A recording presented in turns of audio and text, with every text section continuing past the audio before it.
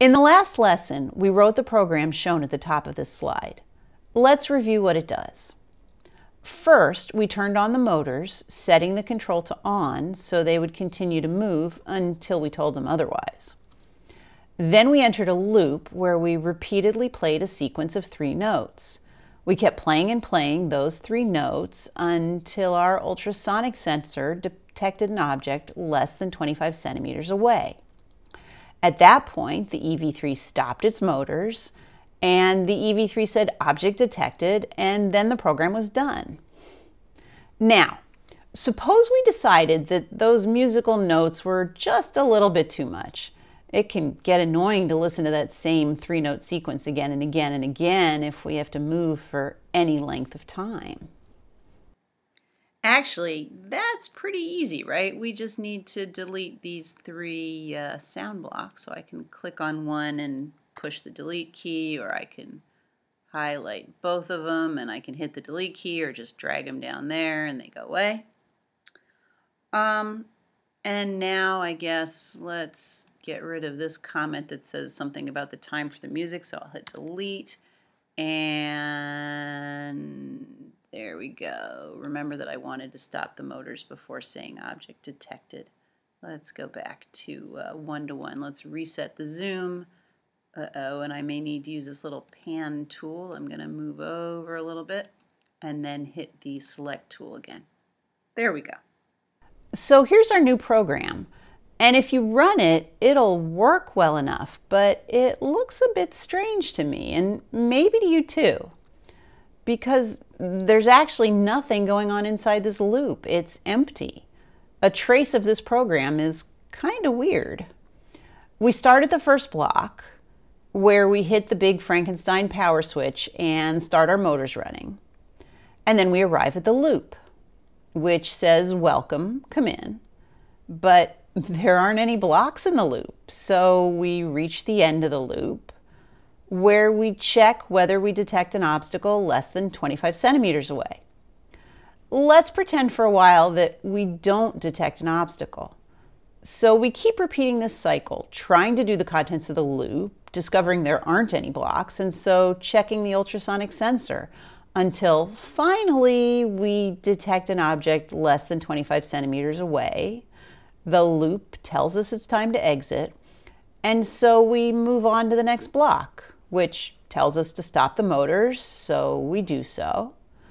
We reach the next block where the EV3 announces object, and finally the last block where the EV3 says detected.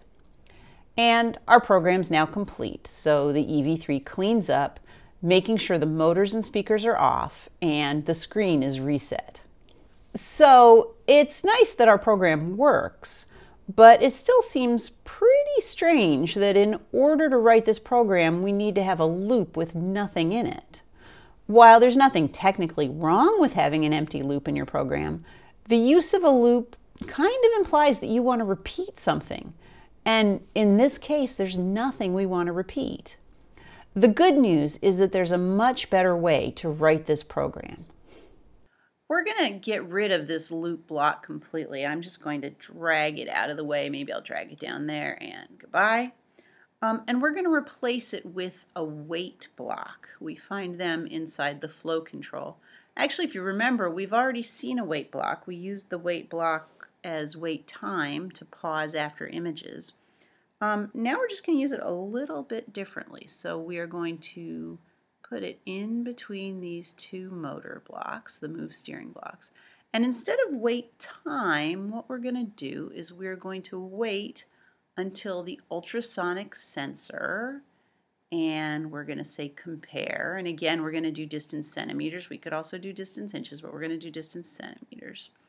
So we are going to wait until the ultrasonic sensor is less than, and let's change that to 25 centimeters, just like we had it in the loop. And I guess I better move my comment over just a little bit. There we go. That looks good.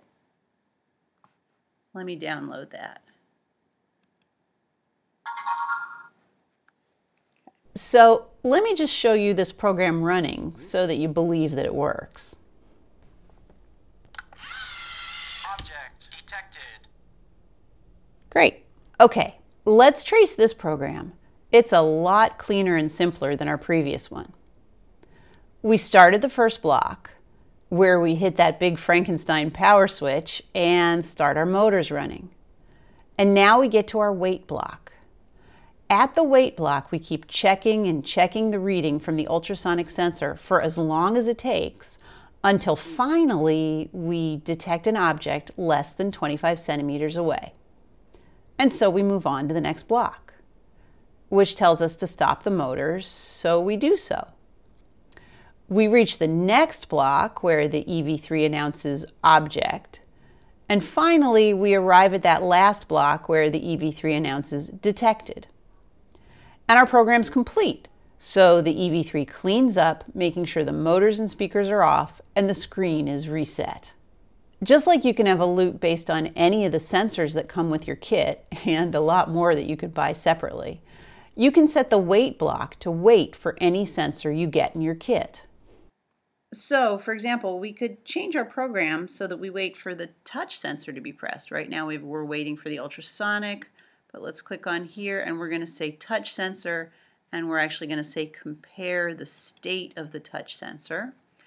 And we want to wait until the touch sensor that says released is 0, 1 is pressed. So let's do pressed. So we're going to wait until the touch sensor is pressed. So I have a touch sensor here. I'm just going to hook that up to port 1 on my EV3. Okay, so let's give it a shot. If you want to have your robot move until it bumps into something, it's not very effective to just mount a touch sensor somewhere and hope that the robot lines up perfectly so this little button on the sensor gets pressed. Most people build something that makes the sensor area a little bit wider to bump into things. We've put some suggestions for bigger bumpers on our resources page.